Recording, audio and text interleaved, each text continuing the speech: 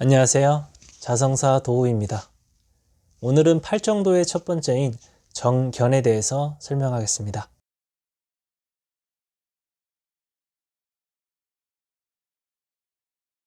지금 저희가 사는 세상에는 괴로움이 많다고 했습니다. 그러나 그 고통을 참아내며 살아야 하는 이 세상에 살더라도 정견을 늘리면 좋은 세상에 살게 되며 다시 태어나도 나쁜 세상에 태어나지 않는다고 합니다. 누구나 각자의 괴로움을 지니며 살아가지만 그에 따른 좋은 인과를 만드는 것은 자신에게 달려 있습니다. 그것을 바르게 보려고 노력하느냐, 그렇지 않고 어리석게 보느냐.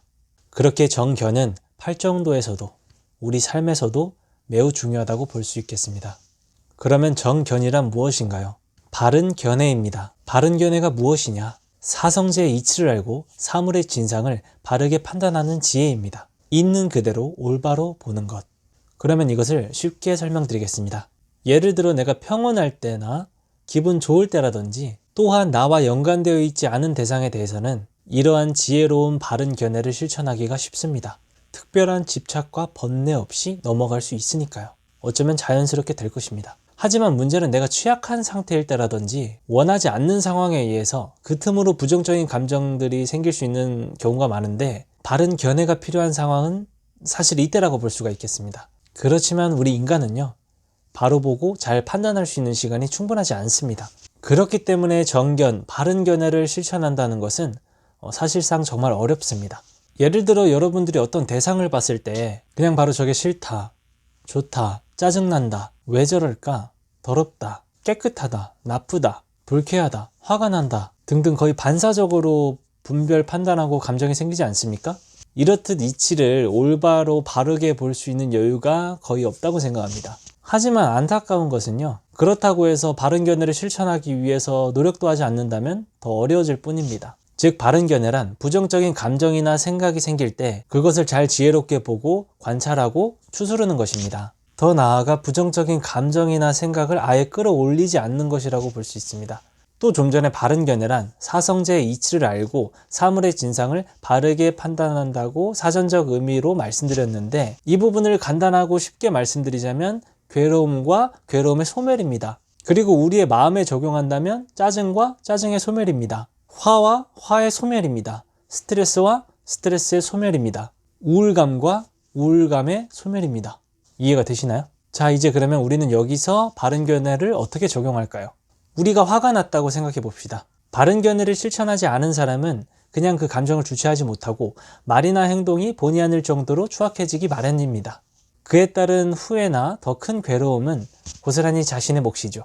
하지만 여기서 바른 견해를 실천했다고 한번 생각해 봅시다. 먼저 화가 왜 났는지, 어떤 사람에 의해 생겼는지, 어떤 대상으로 인해 생겼는지, 나의 잘못으로 인해 생겼는지, 상대방의 행실이 원래 그런 것인지 자세하게 들여다보고 나와 내면의 대화를 하다 보면 어느 정도 정리가 되고 납득이 되고 해결도 될 수 있습니다.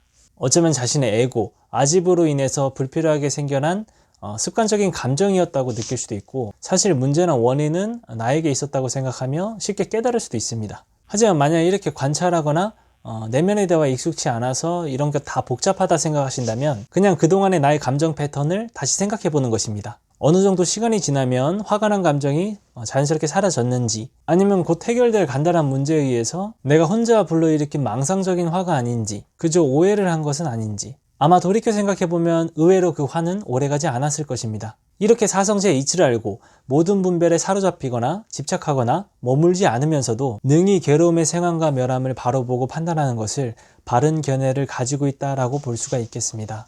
이런 식으로 어떠한 부정적인 감정이든 이 바른 견해에서 비슷하게 적용되고 실천할 수가 있겠습니다. 이렇게 순식간에 분별해서 느낄 수 있는 여러 가지 감정은 그게 좋고 나쁘다, 맞다 안 맞다를 떠나서 누구나 가질 수 있는 자연스러운 감정이며 정상입니다. 다만 그럴 때 내가 바른 견해를 사용해야 한다는 것을 안다는 것과 모른다는 것은 엄청 큰 차이가 있습니다. 아는 것 자체가 중요합니다. 여러분들 누구나 때로는 주체하기 힘들고 어려운 감정들에 휘둘리고 있습니다. 정상입니다. 하지만 바른 견해를 통해서 그 불필요한 감정에 오래 머물러 있지 않을 수 있다는 것이 중요합니다. 이 과정과 노력이 계속되다 보면 순간의 감정을 통제하고 지켜볼 수 있는 능력이 생깁니다. 어쩌면 적어도 다음번에는 같은 실수를 반복하지 않을 수 있겠죠. 괴로움이 덜해지고 지혜로워지며 좋은 일들이 더 많이 따라올 것입니다.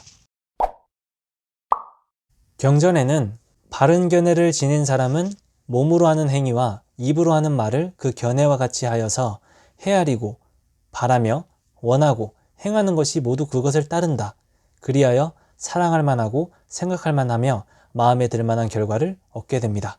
왜냐하면 착한 견해가 곧 바른 견해인데, 바른 견해는 바른 사유, 바른 말, 바른 행위, 바른 생활, 바른 노력, 바른 집중, 바른 선정을 일으키기 때문이다 하고 나와 있습니다. 비유하자면 사탕, 수수, 벼, 보리, 포도의 씨앗을 심고 때때로 물을 주어 가꾸면 땅, 물, 불, 바람의 맛을 다 흡수해 결국 단맛을 내는 것과 같이 정견이라는 맛이 달린 씨앗을 인으로 하여 팔정도의 나머지 7가지를 이끌어내서 사랑할 만하고 생각할 만하며 마음에 들 만한 결과, 즉 괴로움의 끝이요 다음 생을 받지 않으며 깨달음을 얻는 데까지 이르게 됨을 알려주고 있습니다. 그만큼 첫 번째로 정견, 바른 견해로 인해서 자연스럽게 좋은 과보가 생긴다는 것을 의미하는 것 같습니다. 이렇게 해서 오늘 팔정도의 첫 번째인 정견을 말씀드려 보았습니다. 어려운 경지의 의미나 용어보다는 최대한 우리의 삶 속에서 실천할 수 있도록 설명드려 보았는데 이해가 되셨을지 모르겠습니다. 다음에는 팔정도의 정사유로 찾아뵙도록 하겠습니다. 감사합니다.